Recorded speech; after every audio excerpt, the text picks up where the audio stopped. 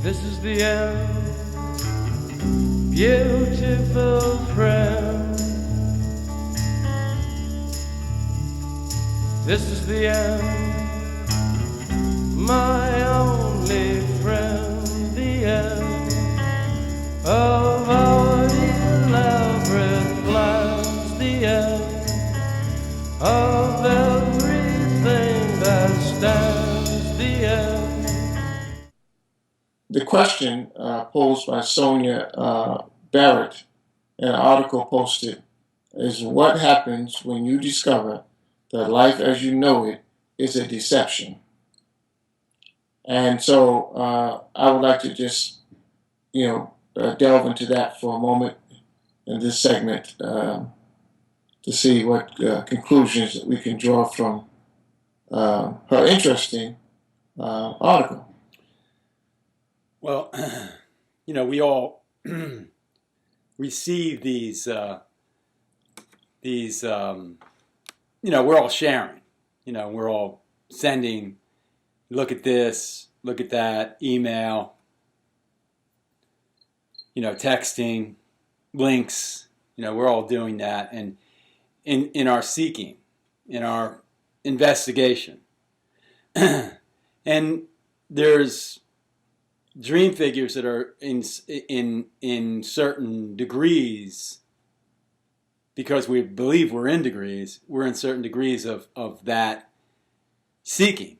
It's like you and I, Chikad. I mean, years ago when we met, you were deeply into a specific legal form, and I was into a more nebulous, esoteric discipline investigation. But the convergence of those two have been very powerful in the conversation, in a willingness to have an art in knowing this.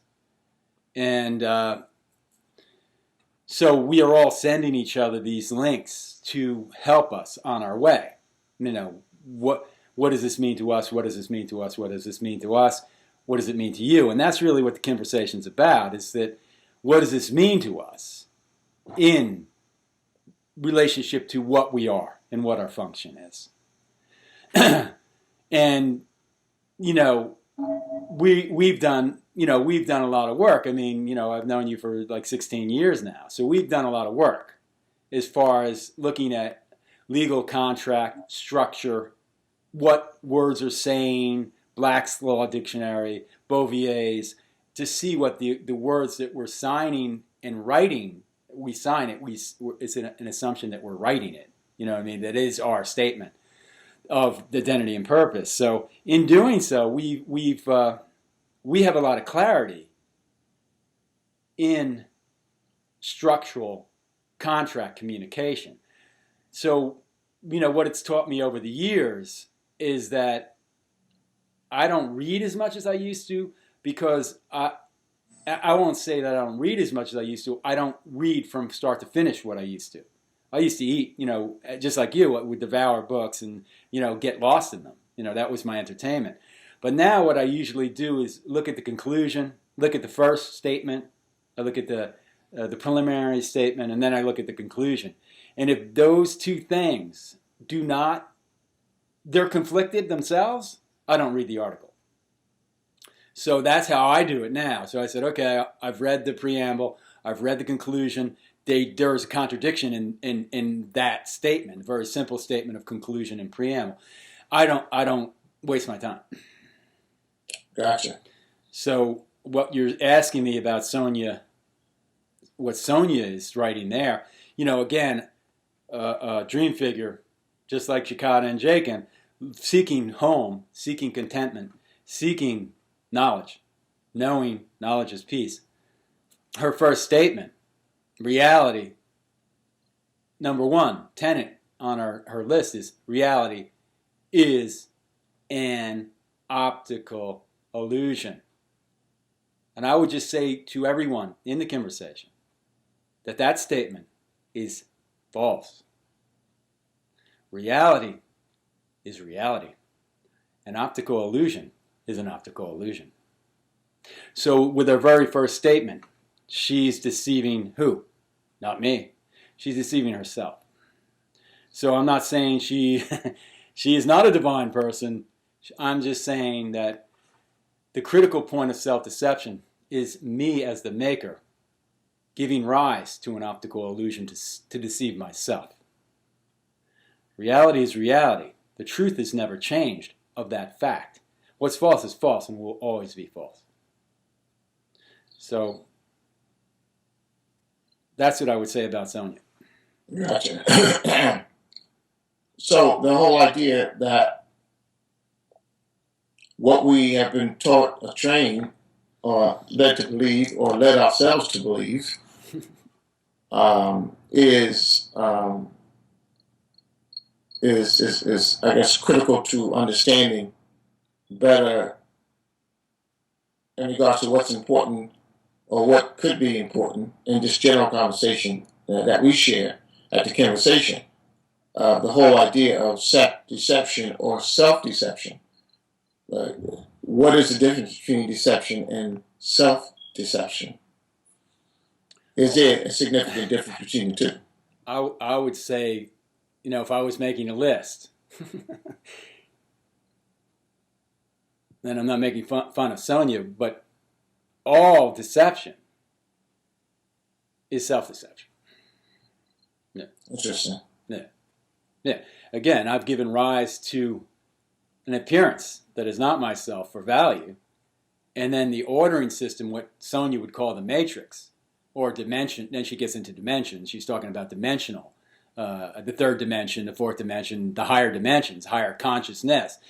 Those are all there to deceive her in her willingness to appear not as herself. So the critical point of deception, of course, is self-deception. There is no deception but self-deception. So I'm willing to appear as myself for value, and then seeing through eyes that were there to deceive me in my optical illusion. So optical illusion is optical illusion. Waking is waking. If you have a willingness not to seek value or obtain something for the small self in the optical illusion will go. I'm giving rise to it for an apparent value. So that's the source of the deception. It's like we were talking about, anyone investigating deception. I mean, that's all we're doing. It's investigating deception in the dream, right? So, who's deceiving who? Is Donald Trump deceiving Obama? Is Obama deceiving da-da-da-da-da? And on the football field, who's deceived who? Who's a better deceiver? Who's a better actor? So we're always looking for the source of the deception. But what we've uncovered in our investigation, it's the only value that it had, was to find that we were the source of the deception. We, as the maker, gave rise to the deception. It is voluntary, like Sonia says. This is a voluntary appearance of an optical illusion. No one could do this to you. You have done it to your small self in the appearance of being a small self.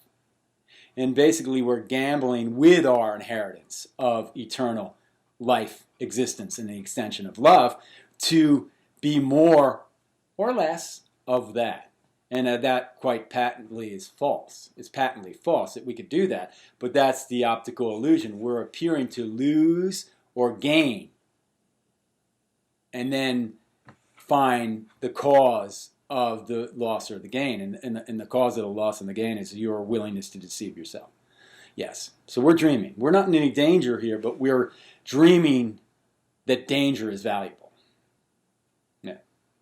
Wow.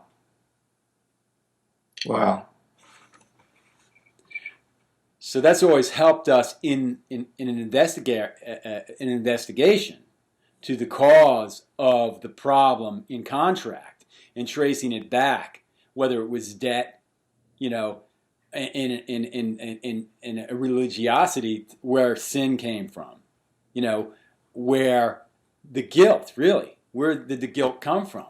If we have fallen, and there is a guilt attached to the falling, how can we escape the guilt and project it onto the optical illusion? I'd say, i.e., dream. So that's always what we're doing. So, it's like we've been talking about over the years. This makes our day simpler because any distress that I'm in is a self-deception. So when I've chosen distress, I always say to myself, and I'm never alone. So it's my healed mind to my dreaming mind. It's saying, choose again, brother. Choose again, my kin. Choose again. You've chosen. I'm sorry. Yeah, let's run through some of the tenets of Sonia's um, ideas quickly. Because, Okay. like you said, if you go through one, then it all collapses upon itself to come to one simple theme or thought. Okay. Even though it's 29, it really collapses back upon itself. What is her first tenet is reality is an optical illusion. What's your thoughts on that? Reality is an optical illusion. Well, it's like we were trying to say. Any investigation into the source of the distress would lead us to this. Would lead us to where is this coming from? So what to help Sonia and her seeking in a conversation with us, we would say the first tenet that she's putting out there, which is what I was alluding to before, was that reality is an optical illusion. Number one. Well, that's false. Reality is reality. An optical illusion is an optical illusion, i.e. dream. So her first tenet, number one on her list, and like I was saying before, Jakata, when we have a lot of reading to do. So what I do is I go to the beginning, and then I go and see what the conclusion is. And if they don't coincide, they don't agree. There's a discordance in her very dissertation. I'm not saying I disparage Sonia. I just don't read it. Because you know what? That's interesting because while you were saying that, I actually went to and read number one, and then I went to the end, number 29, right? Yeah. And 29 is, most importantly, I must explore the foundation of my belief system. Do I want to believe or am I ready to know? Right. So that would be I'm sorry. So she starts out with reality is an optical illusion. Right. And she ends, most importantly, I must explore the foundation of my belief system. Here's a question she asks. Do I want to believe or am I ready to know? Right. Let's discuss 29. Well, again, I mean, that to cut to the chase, and again, not disparaging her seeking at all, is that the question is really hers, to herself. Are you ready to know that reality is reality and an optical illusion is an optical illusion? She's not ready to let go of the optical illusion. And we all aren't. I mean, that's why we're here. But in this conversation is willing to open my mind to the possibility that reality is not an optical illusion. You know what I mean? So is she ready to know that? Is she ready to know that? She believes reality is an optical illusion. Well, that's false. I know that's false. We can prove that's false. So, is she ready to know that is false? That would really be a question for Sonia. So she's sending things out to try to teach, but she is, a teacher that doesn't know is a poor teacher indeed. And I'm not disparaging her seeking at all. I'm just saying if you don't know, and she doesn't know from 1 to 29, she doesn't know. and she's trying to teach. If a teacher doesn't know, we've handicapped the teacher. If I'm trying to use my body as my optical illusion to try to teach, I would be a confused teacher indeed. So, I mean, that's just what we found. I mean, what leads us along in the conversation is that a willingness to let go of the optical illusion for value at all. It has no value. It is not divine. She talks about ascended masters and dimensions and multiverses and in through the 1 through the 29. So it's a dream. You're the maker of a dream. So what would it help me to study the divine science of a dream that has no divinity? My willingness not to have any divinity, to appear not as myself, is the maker. So what divinity could it have but to hide divinity from me? The optical illusion that there is to hide my own divinity. So all deception is self-deception. There is no one can deceive you. It's a willingness to deceive yourself that is the cause of the problem. Wow. So the idea of, do I want to believe or am I ready to know? Right. Yeah. She's believing that the optical illusion holds something that she needs. It does not. Wow. Yeah. So we'll dream, and I am dreaming with you. Here I am. 31 Trinity. This is not an intellectual exercise. I am saying, and you are saying with me, that this is an optical illusion with no value. It is not reality. Her number one tenet is that this is reality. This is not reality. This is a optical illusion that I've conceived of, i.e., a dream to deceive myself. Period. Wow. Exclamation point. So wow. Or wow. Wow. Yeah. So that takes us to, that helps us during the course of the day, that any distress that I'm in is a distress that I volunteered for value. So I always choose again my brother, choose again my kin, that the optical illusion is not real.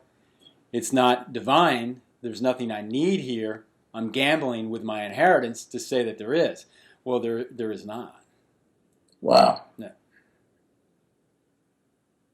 Wow. That would help Donald Trump or Putin or anyone out during the course of their day.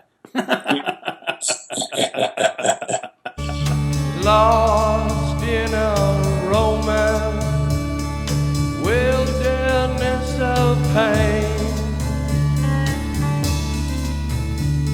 and all the children are insane.